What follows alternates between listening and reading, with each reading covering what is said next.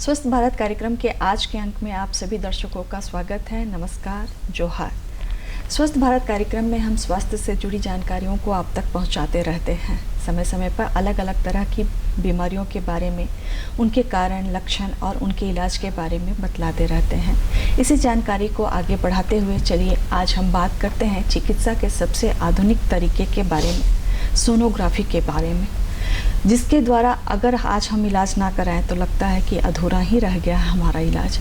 हमारे जो भी जांच प्रक्रिया है उसको संपूर्ण रूप देने के लिए सोनोग्राफी आज सबसे ज़्यादा प्रयोग किया जाता है। तो सोनोग्राफी क्या है, इसका प्रयोग क्यों बढ़ता जा रहा है, चलिए इन सारी बातों की जानकारी आज हम अपने कार्यक्रम में करेंगे।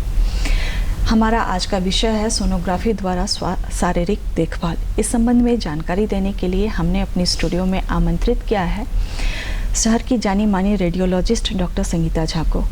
डॉक्टर संगीता, आपका हमारे कार्यक्रम में स्वागत है। नमस्कार, जोहार। सबसे पहले तो हमारी जो जिज्ञासा रहती है कि आखिर सोनोग्राफी है क्या, वो जिज्ञासा को शांत करने का प्रयास करें। सोनोग्राफी जैसा नाम है तो उस अनुसार सोनो मीन्स ध्वनि, आवाज़। तो ये हाई फ्रीक्वेंसी साउंड वेव है, जो ध्वनि तरंग है, जो हाई फ्रीक्वेंसी होता है।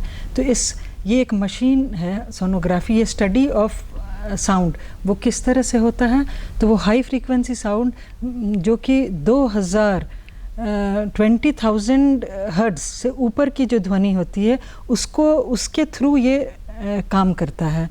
तो ऐसा होता है मशीन में, क्योंकि ये इंजीनियर्स एंड साइंटिस्ट द्वारा बनाया गया है। जी जी। तो ये लोग ध्वनि को, इलेक्ट्रिसिटी को ध्वनि में कन्वर्ट करते हैं, और ये ध्वनि जो है जब हम मरीज़ के शरीर पर रखते हैं वो एक प्रोब या ट्रांसड्यूसर करके होता है। एक कंप्यूटर जैसी मशीन होती है, उसमें एक केबल वायर के थ्रू ट्रांसड्यूसर होता है। तो उस ट्रांसड्यूसर को प्रोब भी बोलते हैं। तो उसमें वो ध्वनि जो है वो जब हम मरीज़ के शरीर पर रखते हैं तो वो साउंड वेव्स, जो ध्वनि तरंग है, वो शरीर पे ट्रैवल करता है। वो ट्रैवल करके अंदरूनी जो अंग है, भाग है, उसको वो हिट करता है। वो हिट करके फिर जैसा सॉलिड है, सिस्टिक है, ये गैस है शरीर के अंदर, उससे वो फिर वापस ध्वनि रिफ्लेक्ट होता है।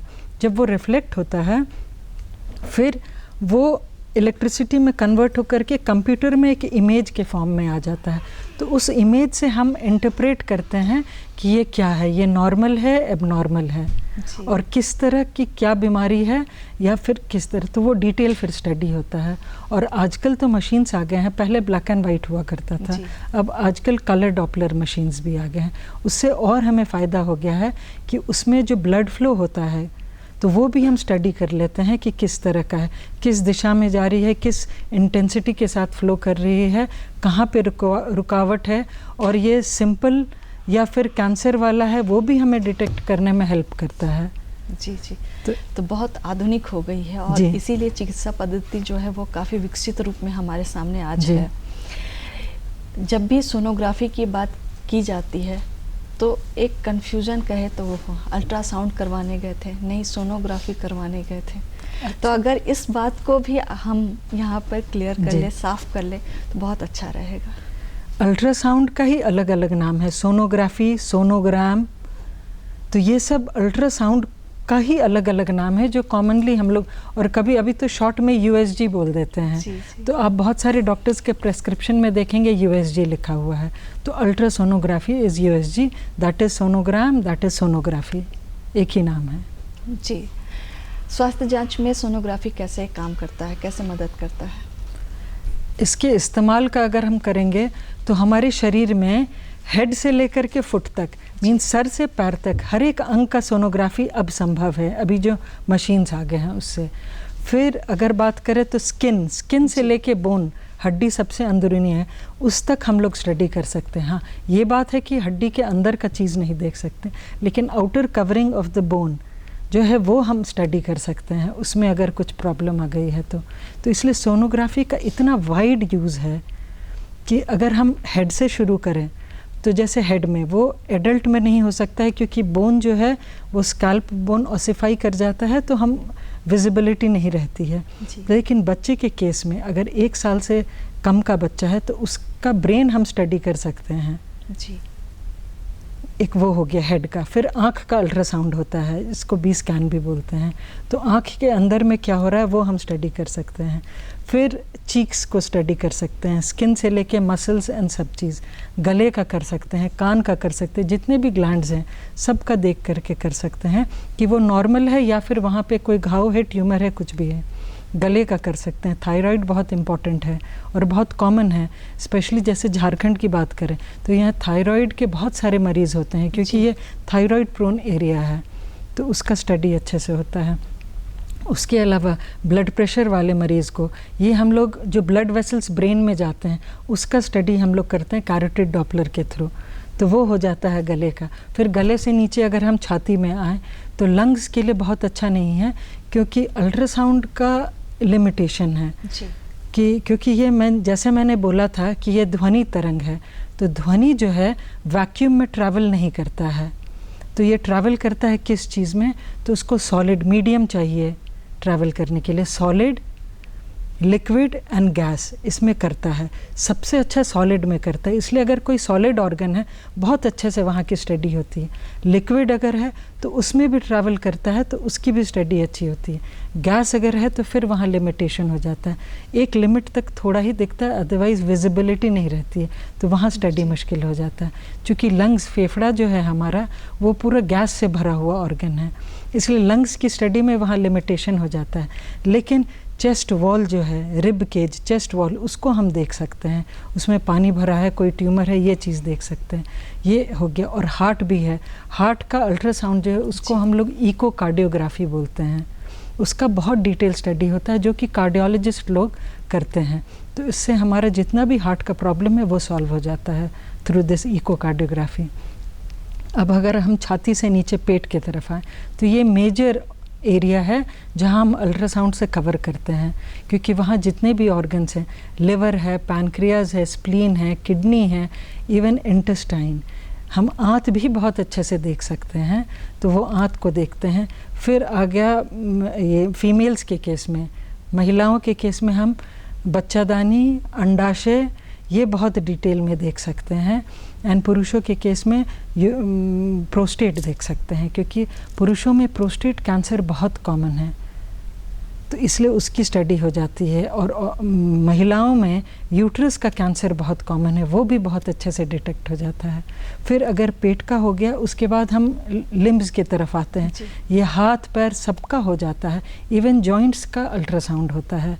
तो इसीलिए जितना भी हम लोगों को जॉइंट से रिलेटेड आर्थराइटिस वगैरह है उसकी स्टडी हो जाती है। अगर वैस्कुलरिटी में, ब्लड वेसल में कुछ प्रॉब्लम आ रहा है उसकी डिटेल स्टडी हो जाती है। हाथ पैर सुन्न हो रहा है, जाम हो रहा है, क्लॉटिंग हो रहा है, सूजन है, हर चीज़ हम अल्ट्रासाउंड से स्टडी करके कर सकते हैं। तो हमारा मेडिकल साइंस अभी अल्ट्रासाउंड बेस्ड ट्रीटमेंट पे चल रहा है, क्योंकि शरीर के अंदर क्या हो रहा है बाहर से कहना बहुत मुश्किल है। तो इसलिए ये हमारे लिए एक बहुत बड़ा बून है, ये invention is a boon for this medical. आधुनिक चिकित्सा के लिए वरदान है, और इसके बिना हमारी जो, जैसा मैंने शुरुआत में ही कहा कि इसके बिना हमारी जो भी ट्रीटमेंट है, जो इलाज है, वो अधूरी रह जाती है। यहाँ हम जान लें कि किन किन परिस्थितियों में सोनोग्राफी करवाना पड़ता है। देखिए, ऐसा अगर किसी को कुछ प्रॉब्लम हो रही है तो उस केस में तो डॉक्टर ही प्रिस्क्राइब कर देते हैं। पेट में दर्द है तो वो आएगा, गले में दर्द है तो आएगा, ठीक है। तो अगर जो प्रॉब्लम है उसके लिए होता है। एंड अगर कहीं कोई गांठ महसूस होता है, ठीक है, वो गले में है, हेड में है, ब्रेस्ट में है, पेट में है, पैर हाथ कहीं पे भी कुछ भी गांठ है, तो उसके लिए सोनोग्राफी बहुत ज़रूरी है, क्योंकि उससे पता चलेगा कि किस तरह का गांठ है, ये सिंपल गांठ है कि कैंसर वाला गांठ है। सिंपल गांठ है तो दवा से या सर्जरी से ठीक हो जाएगा। अगर कैंसर वाला गांठ है तो हम अल्ट्रासाउंड के थ्रू ही, अल्ट्रासाउंड में देखते हुए एकदम फोकस्ड नीडल बायोप्सी करते हैं, जिसको FNAC बोलते हैं। तो ये FNAC एंड बायोप्सी ये करके हम फिर कंफर्म करते हैं कि ये कैंसर वाला है कि नहीं। अगर कैंसर वाला है तो उस हिसाब से फिर उनका इलाज होगा। तो ये अर्ली स्टेज में हम डायग्नोज कर सकते हैं, डिटेक्ट कर सकते हैं, ट्रीटमेंट कर सकते हैं, और मरीज़ ठीक भी हो सकता है। तो ये बहुत बड़ा फ़ायदा है। आपने कहा कि जो गांठ है महिलाओं में स्तन कैंसर की जो बात हम कर रहे थे, तो उसमें अंतर कैसे पता करें? हाँ जी, ऐसा है कि महिलाओं में breast cancer most common cancer में आता है जी। और अगर 40 से ऊपर की महिला है तो हम लोग सजेस्ट करते हैं कि एनुअल चेकअप में वो रहें। वैसे तो हर इंसान जो कि 35-40 के बाद है, वो मेल हो या फीमेल हो, जनरल बॉडी चेकअप में अगर वो रहें तो कभी भी अगर कुछ गांठ नया डेवलप हो रहा है, अगर वो डिटेक्ट हो जाएगा अर्ली फेज़ में, जब लक्षण भी नहीं शुरू हुआ है, लेकिन अल्ट्रासाउंड के थ्रू वो दिख जाएगा, तो वो स्टेज 1 स्टेज 2 में अगर हमें मालूम चल गया कि ये कैंसर है या ट्यूमर है, तो हम बहुत आसानी से इसका इलाज कर सकते हैं और मरीज़ इलाज के बाद नॉर्मल जीवन जी सकता है। जी जी जी। सोनोग्राफी की जो बात शुरू हुई वो सबसे ज़्यादा गर्भावस्था से जुड़ी हुई थी। जी जी। जैसे ही गर्भ धारण करें उसके बाद से ही होता सोनोग्राफी कराया, तो गर्भावस्था और सोनोग्राफी के संबंध या उसकी भूमिका अगर कहें तो उसके बारे में बताइए। ये बहुत अच्छा आपने सवाल किया है। ये जो सोनोग्राफी जो शुरू हुआ ये 1956 में इन्वेंट हुआ था, लेकिन कॉमन यूज़ में ये 70s में आया और 80s में तो इतने ज़्यादा होने लगे बिकॉज़ एवरी कॉमन पीपल उसको अप्रोच कर सकते थे। शुरू में ये बहुत महंगा हुआ करता था, पर जैसे जैसे और रिसर्च हुआ, मशीन्स आने लगी, तो बहुत इकोनॉमिकली हो गया, बहुत चीप हो गया, ईज़िली अवेलेबल। अब तो ये हर एरिया, हर रीजन में है, तो इससे हाँ आम जनता को बहुत ईज़िली मिल गया ये। तो अब जो हमारा गर्भावस्था वाली बात है, क्योंकि ये तो हर औरत को इस फेज़ से होकर के गुजरना है, ठीक है। तो पहले अगर मैं हिंदुस्तान की बात करूं तो बहुत ज़्यादा पहले ग्रोथ रिटार्डेशन होता था और बच्चादानी के अंदर, गर्भ के अंदर बच्चा किस कंडीशन में है, कैसा है, इसका अंदाज़ बहुत मुश्किल था लगा पाना, ठीक है। वो मरीज़ के सवाल जवाब से या ऊपर के जांच से ही ये बताया जाता था, जो कि बहुत एक्यूरेट नहीं था। पर ये अल्ट्रासाउंड तो बच्चों के लिए आशीर्वाद हो गया है जी। क्योंकि उससे हम एकदम शुरू से, जैसे ही वो कंसीव करती हैं, जैसे ही बच्चा ठहरा, तो उसके 1.5 महीने के अंदर, महीना मासिक मिस होता है, उसके 1.5 महीने के अंदर ही अल्ट्रासाउंड अगर कर लें तो पता चल जाता है कि बच्चे का कंडीशन क्या है, उसमें धड़कन आया है कि नहीं। क्योंकि पहले का ये मानना था कि बच्चा 3 महीने के बाद जीवित रहता है, उसमें धड़कन 3 महीने के बाद आता है, जब अल्ट्रासाउंड नहीं था। तो अब जब अल्ट्रासाउंड है तो पता चल जाता है, ये 5 से 6 हफ्ते में पता चल जाता है।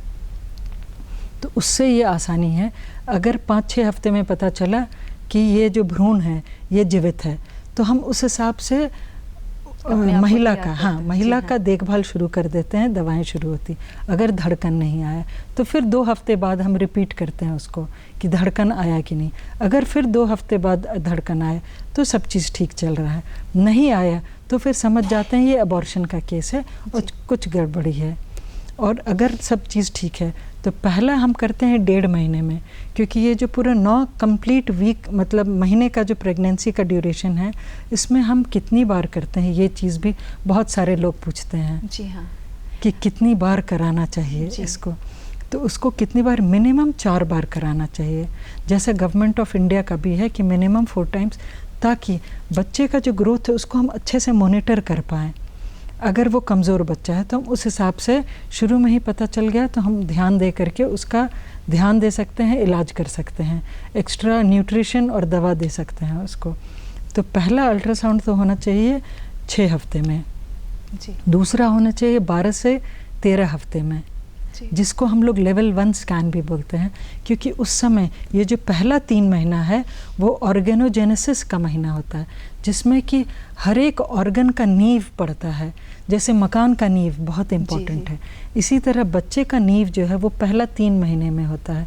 तो वो नींव के समय में, ये जब नींव ऑलमोस्ट पूरा होता है 12 से 13 हफ्ते में, तो जिसको हम लोग लेवल 1 स्कैन बोलते हैं, उसमें हम डिटेल में देखते हैं बच्चे में कुछ जन्मजात अनुवांशिक गड़बड़ी तो नहीं है, क्योंकि उस समय उसका सर बनने लगता है, पेट बनने लगता है, छोटी छोटी उंगली मतलब हाथ पैर बनने लगते हैं। और सबसे पहले तो ये जो 5 हफ्ते का मैं बात कर रही थी, सबसे पहले धड़कन आता है। उस समय न सर बना होता है न शरीर बना होता है, सिर्फ धड़कन जो स्पॉट होता है ना, ग्रुप ऑफ सेल्स होते हैं, उसमें सबसे पहले धड़कन आता है। तो ये मुझे 5-6 हफ्ते में पता चलता है। फिर हमें 12 हफ्ते में पता चल जाता है कि बेसिक स्ट्रक्चर जो है बच्चे का, तो वो ठीक ठाक है कि नहीं। वो अगर ओके है, जो लेवल 1 स्कैन है वो अगर ओके है, तो फिर कंटिन्यू करते हैं हम लोग प्रेगनेंसी। उसके बाद कंटिन्यू होकर के फिर 3rd अल्ट्रासाउंड जो प्रेगनेंसी में है, तो वो करना चाहिए 20 से 22 वीक्स में जी। तो वो 22 वीक्स लेवल 2 स्कैन बोलते हैं, जिसको अनॉमली स्कैन भी बोलते हैं। तो उसमें हम लोग डिटेल में देखते हैं कि बच्चे में कुछ जन्मजात गड़बड़ी तो नहीं है, क्योंकि उस समय हार्ट भी अच्छे से डेवलप कर जाता है, एक एक अंग, एक एक उंगलियां बन जाती हैं, चेहरा भी बन जाता है उस समय, क्योंकि उसमें होंठ, मतलब तालू होंठ कटे हुए तो नहीं है, नॉर्मल तो हैं, आँख ठीक है कि नहीं, कान कैसा है, हर एक चीज़ हम डिटेल में देख सकते हैं। बच्चे का लंग्स कैसा बन रहा है, पेट का जो ऑर्गन्स है, लिवर, किडनी, ये सब उस समय दिख जाता है। तो वो डिटेल स्टडी करते हैं हम लोग उस समय। तो उस समय भी अगर 20 से 22 हफ्ते में पता चल गया सब नॉर्मल है, तो कंटिन्यू करते हैं। अगर गड़बड़ी है तो फिर मरीज़ को बताया जाता है, फिर जो उनकी डॉक्टर है वो डिसाइड करती हैं इस प्रेगनेंसी को कंटिन्यू किया जाए या अबॉर्ट किया जाए। क्योंकि जो हमारा MTP का है, जो अबॉर्शन का है, जो हमारे हिंदुस्तान में जो बाई लॉ है, तो वो हम लोग 20-24 वीक्स तक मैक्सिमम कर सकते हैं, उसके बाद इलीगल हो जाता है, गैर कानूनी हो जाता है। तो इसलिए ज़रूरी है कि हर महिला जो है पहला 5वें हफ्ते में कराए, फिर लेवल 1 स्कैन जो है 3रे महीने में, कंप्लीट 3 मंथ्स, जो 12 हफ्ते से 13 हफ्ते में कराए वो लेवल 1। लेवल 2 जो है वो 20 से 22 हफ्ते में कराए। ये 3 स्कैन हुआ। अब 4था स्कैन सब ठीक रहा तो डिलीवरी से पहले करानी चाहिए जी उसे। तो ये बेसिक 4 स्कैन ज़रूरी है। लेकिन हाँ, इस बीच में अगर और ज़्यादा कुछ हेल्थ इश्यूज़ आ गए, मरीज़ का ब्लड प्रेशर बढ़ जाए, तो कॉम्प्लिकेशन बढ़ गया प्रेगनेंसी रिलेटेड, या और भी अगर फिज़िकल प्रॉब्लम हो रही है, ब्लड प्रेशर का प्रॉब्लम, डायबिटीज़ हो रहा है, या बच्चा नहीं चल रहा है, कुछ वैसा होता है, तो उस समय फिर हम जिस समय प्रॉब्लम हुआ उस समय फिर करते हैं। तो सुरक्षित मातृत्व के लिए, सुरक्षित जच्चा बच्चा के लिए ज़रूरी है सोनोग्राफी कराना। और अगर हम अपने भारत, अपने देश की बात करें, तो सोनोग्राफी और गर्भावस्था लगता है एक साथ जुड़े हुए हैं, क्योंकि जैसे ही कोई भी महिला गर्भवती होती है तो आज सबसे पहले सवाल उठता है, पूछा जाता है कि सोनोग्राफी करवाए हैं। तो ये बहुत सेफ साइड लेकर चलना होता है कि हाँ, अगर जैसा आपने पूरे विस्तार से बताया कि किस लिए ये सोनोग्राफी करवाना बहुत ज़रूरी होता है। अब हम बात कर लें कि क्या जो बार बार हम सोनोग्राफी करवाते हैं उसका कुछ दुष्प्रभाव भी बच्चे पे पड़ सकता है? देखिए, ऐसा है, इसको ना सोनोग्राफी शब्द से समझना होगा। Sonography is high frequency sound waves, जी, ध्वनि तरंग है। तो ध्वनि से, और ये हाई फ्रीक्वेंसी है which is not audible to human being.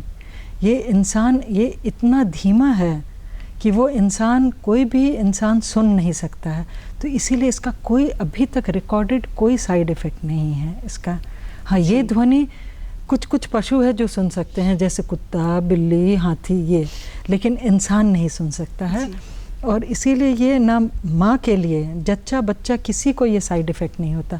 हाँ, कभी कभी जब देखने में परेशानी होती है, जैसे बहुत कोई ओबीज़ है, मोटापा जिनको है, तो उस केस में जो हम ट्रांसड्यूसर प्रोब बोलते हैं, मशीन का जो पार्ट है जिससे हम देखते हैं, तो उसको कभी प्रेशर लगाना होता है, तो कभी कभी पेन करता है, तो वो चीज़ होती है। अदरवाइज़ कोई साइड इफ़ेक्ट नहीं है, कोई रेडिएशन नहीं है।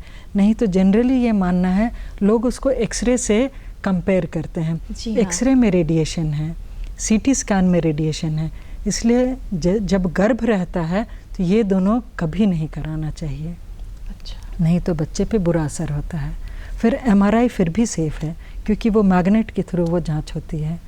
लेकिन मोस्ट कॉस्ट एफिशिएंट, जो कि बहुत महंगा नहीं है, मोस्ट ईज़िली अवेलेबल, वो अल्ट्रासाउंड ही है।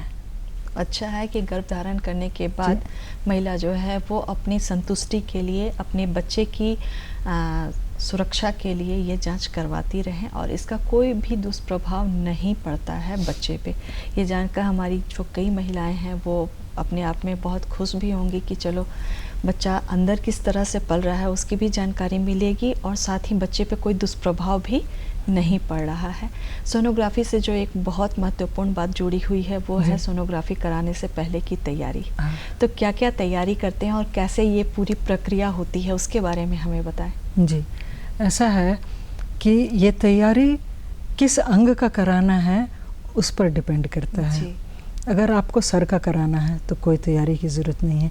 चेहरे का कराना है, वो आँख हो गया, गाल हो गया, कान के पीछे है, गले का है, किसी तैयारी की ज़रूरत नहीं है। ब्रेस्ट का है, किसी तैयारी की ज़रूरत नहीं है। लंग्स का है, किसी तैयारी की ज़रूरत नहीं है। पेट के केस में, प्रेगनेंसी के केस में थोड़ी बहुत तैयारी करनी होती है। अगर लिम्ब्स का कराना है, हाथ पैर का, कोई तैयारी की ज़रूरत नहीं है। तैयारी सिर्फ पेट के केस में कराने की ज़रूरत है। तो पेट में भी मैं बता दूं, अगर ऊपर पेट कराना है तो खाली पेट रहना है मरीज़ को। जी, ठीक है, बिल्कुल खाली पेट, एम्प्टी स्टमक। वो फास्टिंग अगर ओवरनाइट फास्टिंग है तो बेस्ट है, नहीं तो कम से कम 6 घंटे की फास्टिंग होनी चाहिए। जी। और नीचे पेट का अगर कराना है तो सिर्फ पेशाब रोकने की ज़रूरत होती है, क्योंकि गैस अगर ज़्यादा हुआ तो साउंड वेव्स ट्रैवल नहीं करेगा, विजिबिलिटी पुअर हो जाएगी।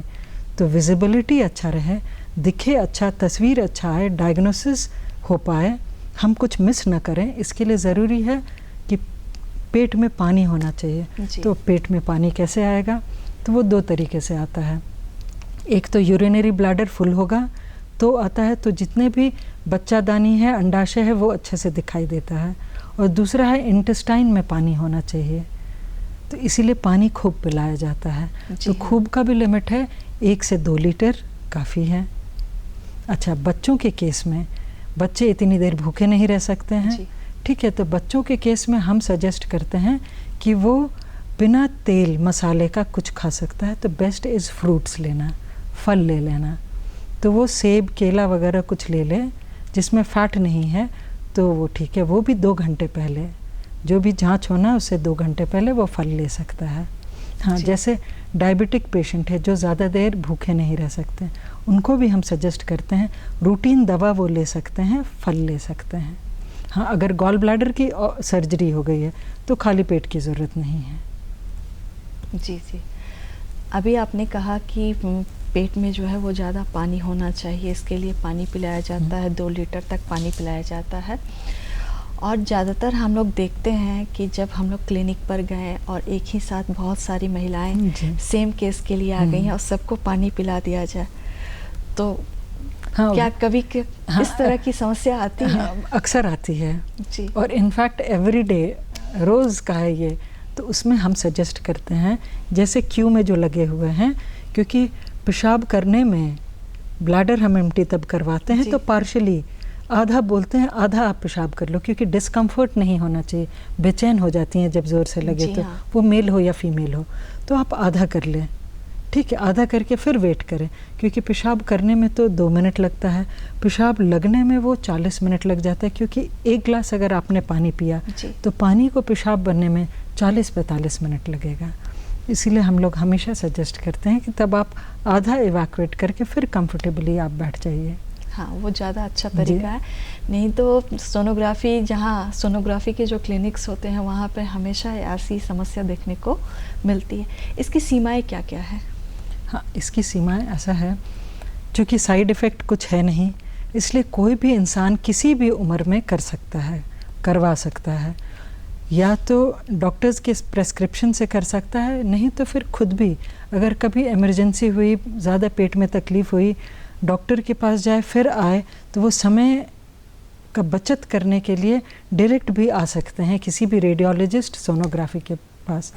उसके बाद वो जांच करा के कंसर्न्ड डॉक्टर, जैसे उसको क्या निकला, वो पथरी निकला तो उस डॉक्टर के पास जाना, पथरी नहीं निकला, सिर्फ गैस की प्रॉब्लम आई तो उस डॉक्टर के पास जाना, तो उससे सुविधा हो जाती है ये। जी जी। प्लस ये लिमिटेशन जो है, लिमिटेशन एक इस सेंस में भी है क्योंकि सॉलिड ऑर्गन्स जो हैं वो अच्छे से दिखता है, लेकिन बोन का अल्ट्रासाउंड अच्छे से नहीं होता क्योंकि sound waves through and through नहीं जाता है। तो वो जो बोन का आउटर कवर है उससे ही साउंड वेव्स रिफ्लेक्ट होकर के वापस आ जाता है। तो हम जो इंटरप्रेट करते हैं वो कैसे करते हैं, सॉफ्ट सॉलिड ऑर्गन अगर है जैसे लिवर, किडनी, तो उससे ध्वनि तरंग तो टकराते हैं फिर वापस जाते हैं, तो उसका इमेज स्क्रीन पे ग्रे कलर का आता है। अच्छा, ग्रे। और अगर पानी से टकराया जैसे पेशाब का थैला हुआ, गॉल ब्लैडर के अंदर का, क्योंकि पित्त भरा रहता है, वो भी फ्लूइड है, लिक्विड है, तो उससे टकरा के आता है तो वो ब्लैक होता है। ठीक है, क्योंकि उसमें ट्रांसमिशन वाटर में बहुत अच्छा रिफ्लेक्शन नहीं है तो वो और डार्क होता है, तो वो ब्लैक आता है स्क्रीन में। और अगर बोन है तो वो इतना ज़्यादा रिफ्लेक्ट करता है कि वो वाइट आता है। जी जी, तो हम उससे डिफरेंशिएट कई बारीकियों से आपने हमें अवगत कराया डॉक्टर संगीता, और आप हमारे बीच में आई, इसके लिए आपका धन्यवाद। हम अपने दर्शकों से लेते हैं विदा। जोहार।